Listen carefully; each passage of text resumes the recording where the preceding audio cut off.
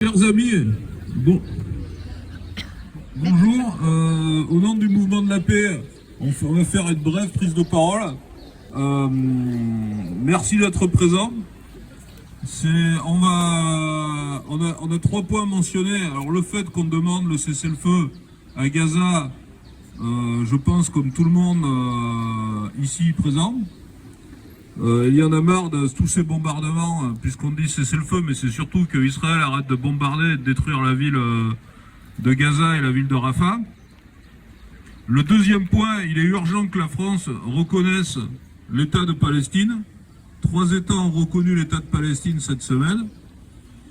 Et le troisième point, ça ce qui est plutôt une victoire, c'est que les entreprises d'armement israéliennes se sont vues interdire d'être présentes au salon de l'armement d'Eurosatori. Alors, au titre du mouvement de la paix, on est plutôt pour, enfin, on n'est pas plutôt, on est pour l'interdiction du salon de l'armement tout court, mais le fait qu'au vu de la situation, les entreprises israéliennes se voient refuser l'accès, c'est une victoire citoyenne sur le, voilà. Donc, continuons la mobilisation. Et espérons voir bientôt la paix à Gaza.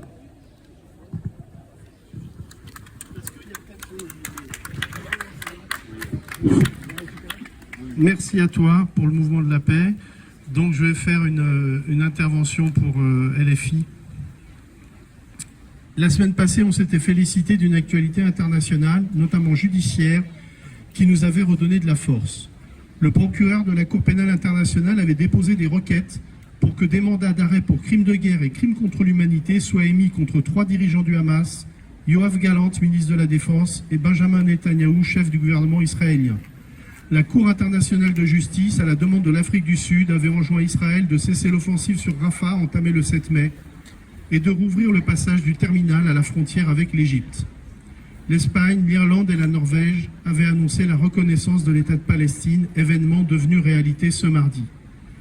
Cette semaine, Israël a montré tout le mépris qu'il porte aux décisions internationales et de la pire des manières. Dans l'ouest de la ville de Rafah, le camp de Bar Kassat, qui avait été désigné comme étant un lieu sécurisé par Tsahal, a été bombardé par l'armée israélienne. 45 hommes, femmes et enfants y ont trouvé une mort atroce.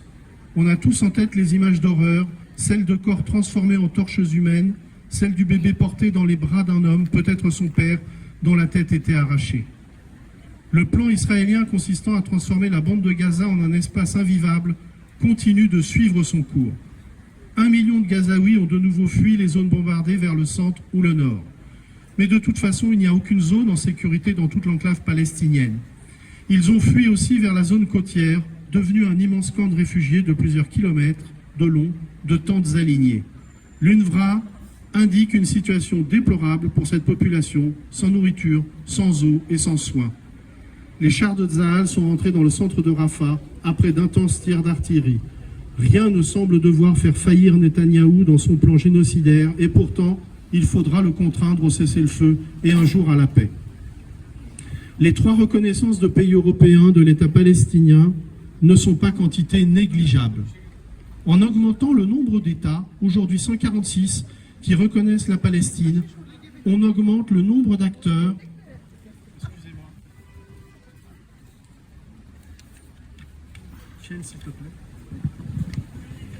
Le nombre d'acteurs qui se positionnent pour la solution à 2 États pour une Palestine et Israël vivant côte à côte. C'est un contredit à Netanyahou, hostile à cette perspective, qui ne s'y est pas trompé. Il a convoqué les 3 ambassadeurs d'Espagne, d'Irlande et de Norvège pour les sermonner. On leur a montré un film des actions du Hamas du 7 octobre en accusant leurs pays respectifs d'en être les complices. Pur mensonge, quand on sait que ces 3 pays ont évidemment condamné les attaques du 7 octobre, véritable crime de guerre. Le consulat d'Espagne à Jérusalem s'est vu signifier la restriction de son activité en direction des Palestiniens. Là encore, Israël se moque des règles en vigueur car son statut est garanti par le droit international. Israël menace depuis hier de fermeture ce consulat. Les autorités espagnoles sont entre autres accusées d'antisémitisme et la poursuite des activités du consulat d'Espagne pourrait porter atteinte à la sécurité même de l'État d'Israël selon Netanyahou. Et chez nous, La possibilité de la reconnaissance de l'État de Palestine et celle de sanctions contre Israël pour l'obliger à se conformer à l'arrêt de la Cour internationale de justice ont-elles avancé? Franchement, non. Ce qui a déclenché l'ire des macronistes, des républicains et des lepénistes côte à côte, c'est qu'un député de la France insoumise ait brandi un drapeau palestinien pendant qu'une de ses collègues interpellait le Premier ministre sur le génocide en cours. La séance a été immédiatement interrompue et le député sanctionné de la plus lourde des sanctions, 15 jours d'exclusion et 2 mois et demi de traitement et 2 mois de demi-traitement. Merci Madame Braun-Pivet, soutien inconditionnel du gouvernement israélien pour cette décoration donnée à notre député Sébastien Delogu. Il est à noter que ce député a été soutenu et applaudi lors de sa sortie de l'hémicycle par tous les collègues de la NUPES. Les lignes bougent ici aussi. On peut juste regretter qu'il ait fallu attendre 8 mois pour que le ton monte face au génocide en cours. Les opérations mairie éteintes après 22 heures par des élus socialistes de grandes villes ou de régions, c'est mieux que rien. Mais c'est franchement pas au niveau de ce qu'il faudrait mettre dans le plateau de la balance pour le cessez-le-feu à Gaza et la paix au Proche-Orient.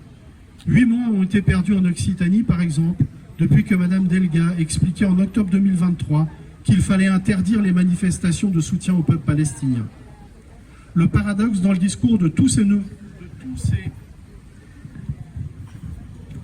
nouveaux venus dans le combat pour le respect de la dignité humaine a été de dire qu'il fallait être mesuré, ne pas se laisser aller à l'émotion, nous reprochant d'enflammer le débat, alors qu'eux-mêmes sortent de la réserve après l'horreur des images du massacre de Rafah, en particulier celle du bébé décapité sorti des flammes. Nous n'avons fait qu'une chose depuis le 7 octobre 2023, parler la langue du droit international, en toutes circonstances, pour tous les acteurs, sans faire dans le deux poids deux mesures, même si nous sommes aussi touchés par les images qui nous viennent de Gaza. Ces dernières touchent aussi notre président jupitérien, mais d'une curieuse façon. Depuis l'Allemagne, fournisseur d'armes très important pour Tsahal, il a expliqué qu'il ne fallait pas se laisser aller à une reconnaissance d'émotion.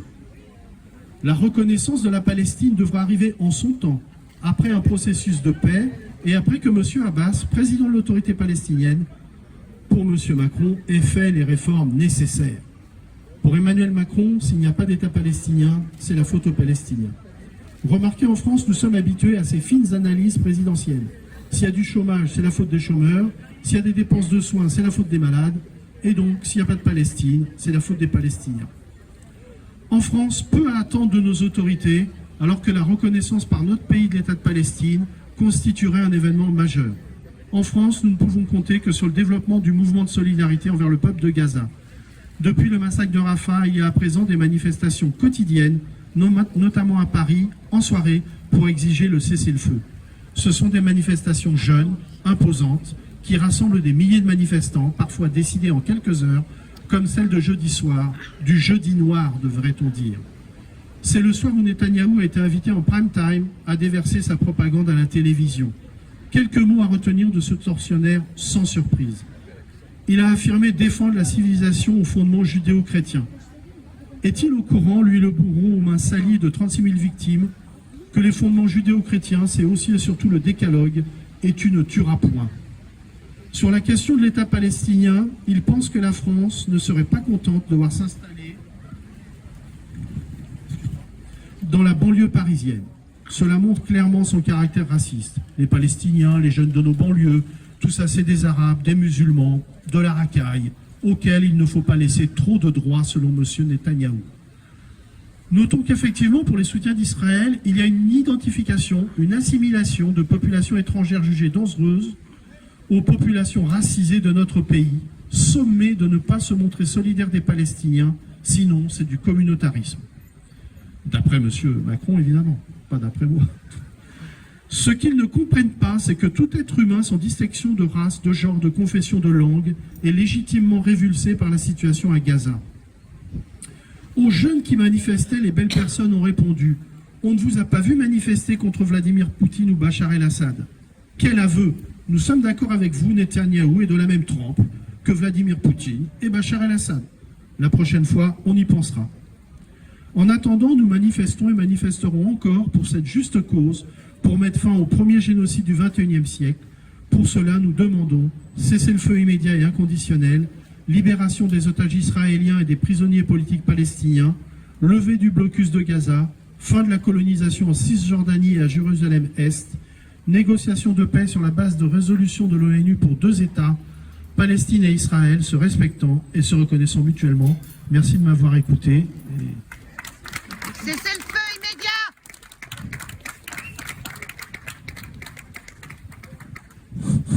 Donc, est-ce qu'il y a d'autres prises de parole? On a une mouvement de la paix, je vois qu'il y a des gens de la Ligue des droits de l'homme. Solidaire, syndicat solidaire. Bonjour Aurore Gourceau, donc moi je suis enseignante au lycée Lavoisier, je suis syndiquée à Sud Éducation, qui est un syndicat de l'Union syndicale solidaire qui se bat contre l'impérialisme, donc ce cancer en fait qui oblige le peuple palestinien depuis plus de 75 ans à cette situation horrible et qui permet la complicité actuelle de la France dans ce génocide. Donc je vais juste vous partager le dernier communiqué de Solidaire qui s'appelle Rafah. Que reste-t-il de notre humanité? Dimanche 26 et lundi 27 mai, l'horreur. Des images insupportables nous parviennent difficilement de Gaza. L'armée israélienne a bombardé un camp de déplacés à Rafah. Des dizaines de civils tués, des blessés, beaucoup de femmes et d'enfants. Le feu s'est propagé rapidement dans ce camp de fortune où les familles se pensaient en sûreté, proche de la base de l'UNRWA, l'agence des Nations Unies qui s'occupe des réfugiés palestiniens. Cette énième frappe israélienne intervient quelques jours après que la Cour internationale de justice, la plus haute juridiction des Nations Unies, ait ordonné à Israël de cesser immédiatement son offensive à Gaza, sans que cela ne soit suivi des faits. Donc maintenant, après 7 mois de guerre génocidaire, on dénombre plus de 36 000 Palestiniens et Palestiniennes tués, dont plus de 14 100 enfants. Des milliers de personnes ont été blessées, dont sont disparus sous les décombres. 1,7 million de Palestiniens, de Gazaouis, ont fui et sont à présent déplacés, réfugiés dans une prison à ciel ouvert. Il n'y a plus aucun endroit de sûr sur cette bande de Gaza. Ce génocide se déroule sous les yeux du monde entier sans qu'aucune sanction ne soit prise contre le gouvernement israélien. Que fait le gouvernement français? C'est ce qu'on se demande tous ici. Il faut arrêter immédiatement toute coopération militaire avec Israël et toute livraison d'armes ou de composants servant aux armes. C'est pourquoi nous appelons à renforcer la campagne internationale Stop Arming Israël, initiée par des syndicats palestiniens. La France doit mettre fin à tous ces accords de coopération avec le gouvernement israélien d'extrême droite et les entreprises françaises doivent se désinvestir de l'économie israélienne. Face à l'inacceptable, face à l'inaction de nos gouvernements, partout dans le monde, la société civile se mobilise par des manifestations, des actions de boycott et de désinvestissement. Donc, par exemple, je sais que le collectif Free Palestine de Limoges et de la Haute-Vienne fait maintenant des actions, que ce soit devant Leclerc pour appeler au boycott de certains produits des colons israéliens comme Jaffaden. Là, ils font des manifestations devant Carrefour aussi pour appeler les gens à boycotter toutes ces enseignes. Et au niveau des manifestations, on peut souligner que les lycéens de Limousin à Limoges se sont mobilisés hier, me semble-t-il, pour bloquer leur lycée et manifester en soutien avec le peuple palestinien. En France, malgré la répression, des mobilisations de rue, des meetings, des soirées autour de la culture palestinienne sont organisées régulièrement depuis le début de l'offensive. L'Union syndicale solidaire participe à ce mouvement social de soutien au peuple palestinien dans des cadres larges et unitaires pour faire entendre une autre voix, la voix de celles et ceux qui refusent la barbarie. Nous exigeons, nous aussi, un cessez-le-feu immédiat et pérenne. Il est indispensable de faire appliquer le droit international, de mettre fin à la colonisation et de permettre le droit au retour de toutes et de tous les réfugiés. Nous appelons à renforcer toute la campagne BDS, boycott des investissements, sanctions. Donc toutes les actions possibles, mettons-les en place et essayons d'agir à notre niveau. L'Union syndicale solidaire appelle à rejoindre les comités locaux de soutien au peuple palestinien, à participer aux différentes mobilisations unitaires et à faire entendre la voix des syndicalistes pour un cessez-le-feu immédiat, le droit à l'autodétermination du peuple palestinien et des sanctions contre Israël. Face à l'impunité, faisons entendre notre humanité. Bravo. Merci à toi. Est-ce qu'il y a d'autres prises de parole? Et il n'y aurait pas de samedi matin sans les conclusions de Jordan, c'est ça? Ah, il y a Michel. Michel a préparé des poèmes. Pardon. Enfin, elle n'a pas écrit des poèmes, mais des... Non, je n'ai pas préparé un poème. Je voulais simplement parler un texte qui a été écrit par Gunda Diawara qui est membre fondatrice du collectif Front de Mer. Ce collectif est né dans le département de Seine-Saint-Denis. Et donc, je dis quelques extraits de ce texte qu'elle a écrit, qui est aussi en rapport avec Gaza. C'est par ailleurs en partie ce qui fonde mes engagements militants, la certitude que nos vies ont une valeur, la conviction que rien ni personne ne pourra nier nos existences, l'assurance que nous ne courberons pas les chines, tout comme nos parents, plus exclus et marginalisés que nous, se sont refusés à le faire. À l'heure où l'on voudrait nier les richesses de nos histoires, falsifier nos mémoires, s'approprier nos héritages et effacer les traces des luttes que nos aînés ont menées, je veux mêler ma voix à celles qui disent nos combats mais chantent également nos victoires, afin que demain nos enfants se voient si grands que personne ne leur fera douter de leur pouvoir de faire le monde. À cet instant, ce sont aussi les plus de 30 000 victimes, dont au moins 12 000 enfants, du massacre qui se déroule en Palestine, perpétré par un régime colonial israélien activement soutenu par les plus grandes puissances occidentales. S'il était déjà difficile de se savoir appartenir à une société qui ne donne pas la même valeur à toutes les vies, assister aujourd'hui au soutien inconditionnel d'un nettoyage ethnique aussi documenté et médiatisé rend l'atmosphère irrespirable. Il ne s'agit plus aujourd'hui de se demander ce que vaut un monde qui est indifférent à la souffrance de ses propres enfants. Il s'agit pour nous qui n'avons pas d'autre choix que la lutte d'honorer nos morts et mortes, de ne plus nous contenter de rêver d'un autre monde, mais de nous battre à notre échelle pour le faire naître. Car c'est par amour pour les nôtres, par amour pour nos enfants, que nous ne cesserons jamais de dénoncer les injustices qui conduisent à tous ces drames. Et en parallèle, nous continuerons à créer des espaces qui nous ressemblent, dans lesquels nous célébrons, fabriquons de la pensée, fabriquons de la pensée, construisons des alliances et des outils d'émancipation et cultivons notre résistance. Des espaces grâce auxquels nous parvenons à matérialiser le temps de quelques heures, ce monde plus juste que l'on veut pour nous-mêmes et pour nos enfants. Voilà.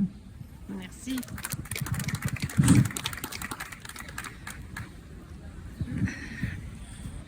Mes chers camarades, combien de temps avant que l'inacceptable ne devienne qu'une partie de la routine?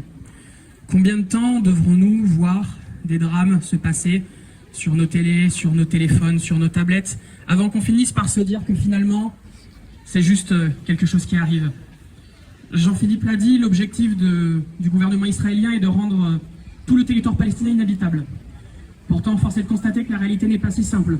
Presque toutes les semaines, nous voyons des projets de développement urbain ultra-futuristes qui devraient, comme par hasard, être construits dans des endroits qui, avant ces bombardements insensés, étaient occupés par des Palestiniens. Pourtant, ne soyons pas dupes, la mobilisation a un effet. Si Benyamin Netanyahou a dû s'exprimer sur LCI, évidemment, nous devons en être outrés, nous devons demander à la télévision et aux chaînes, qu'elles soient publiques ou privées, de prendre leurs responsabilités. Mais s'il a fait cette intervention, s'il a choisi de parler aux Français plutôt qu'à quiconque, c'est parce qu'il se rend bien compte que le monde commence à lui tourner le dos. C'est parce qu'il se rend compte que les Français ne sont plus en majorité de son côté et qu'il doit à tout prix garder les quelques soutiens qu'il possède encore. Nos manifestations semblent peut-être petites. On peut se dire que nous ne sommes que peu de choses.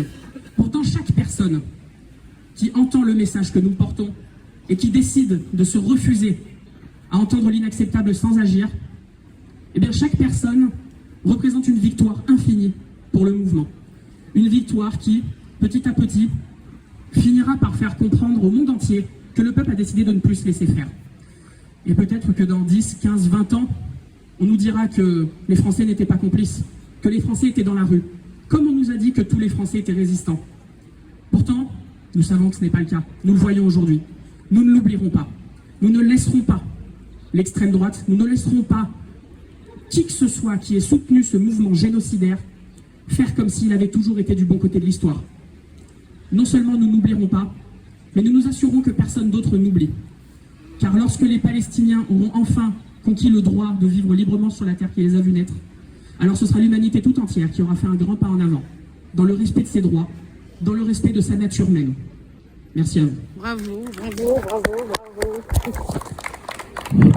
Voilà, donc s'il n'y a pas d'autres interventions, je vais vous dire à samedi prochain. Alors samedi prochain, c'est un jour particulier puisque c'est le jour de neutralité dans la campagne électorale. Donc je serai là, mais je lirai un poème ou voilà, un texte. Hein. Et c'est les camarades de FO qui posent même la demande pour avoir l'autorisation. Ça peut pas être un parti politique vu que c'est la veille d'une élection. Voilà, mais on peut quand même être là et échanger, discuter et se retrouver samedi prochain. Voilà, à samedi.